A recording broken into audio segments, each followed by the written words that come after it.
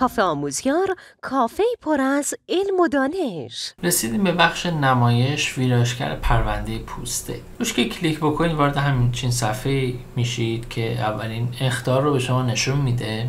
و بچه کلا این بخش برای اضافه کردن یه سری کدها مثل CSS مثل PHP و عملا شما با این بخش کاری ندارید و تا جایی هم که سایدت اصلا به هیچ عنوان تغییرش ندید، چون کوچکترین تغییری بدید سایت دچار مشکل میشه و عملا شاید زحمت چندین ماهی شما به باد بره. پس با این بخش اصلا کاری ما نداریم. یه سری در واقع کدها رو ما به شما آموزش میدیم که چجوری توی ویرایشگر پرونده پوسته توی فانکشن قالبتون قرار بدید که یه سری آپشن ها اضافه بشه، یه سری کارها برای ما انجام بده. من بهتون گفته بودم، البته این الان بچه اصولیش نیست، اصولیش رو توی دوره جادوی وردپرس به بچه آموزش میدم، ولی صرفا چون به شماهایی که در دوره طراحی سایت با وردپرس رایگان شرکت کردید قول دادم که در واقع بهتون بگم چطور میشه این بخش ویرایشگر گوتنبرگ رو تغییر بدید به ویرایشگر کلاسیک بدون نصب افزونه. اینجا بهتون الان یک کد میدم، این کد رو داخل کانال قرار دادم بچه‌ها. آدرس کانالم از توی قسمت اطلاعات و پنل کاربریتون تو کافه آموزیار میتونید بردارید و استفاده بکنید.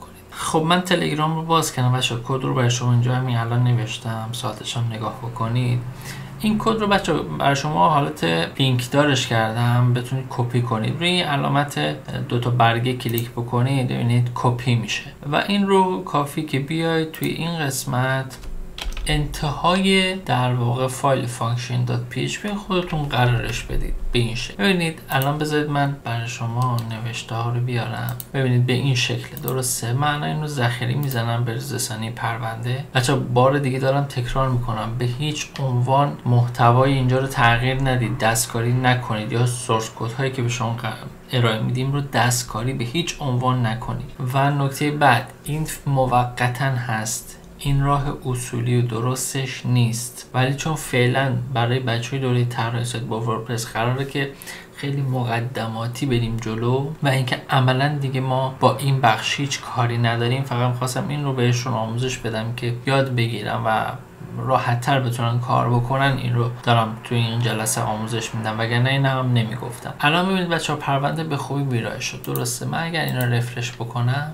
ببینید این شد همون ویرایشگر کلاسیک که در واقع خیلی از دید خود من راحت تر است. توی قسمت تنظیمات ما میتونیم در واقع گزینه هایی که دوست داریم رو اضافه بکنیم. ببینید الان من همه تیکا رو زدم، ببینید همینجوری هی اضافه میشه و عملا فرق نمیکنه، ولی من احساس میکنم اینجوری خورده مرتب تره، هرچند توی در واقع نوشتن مقاله خب دستمون نسبت به گوتنبرگ محدودتره توی طراحیش. پس به این شکل به راحتی با یک نیم خط کد تونستیم این کار رو انجام بدیم و دیگه نیاز به نصب افزونه نبود. حالا اگر بعضی از بچه‌ها دوست دارن که افزونش رو هم نصب بکنن، خودکار توی قسمت ویژه همین اولی هم هست، ویرایشگر کلاسیک، میتونستین این رو هم نصب بکنید که حالا 10 میلیون نصب داره بچه‌ها. یعنی فقط من نیستم که در واقع از این حالت ویرایشگر خوشش میاد.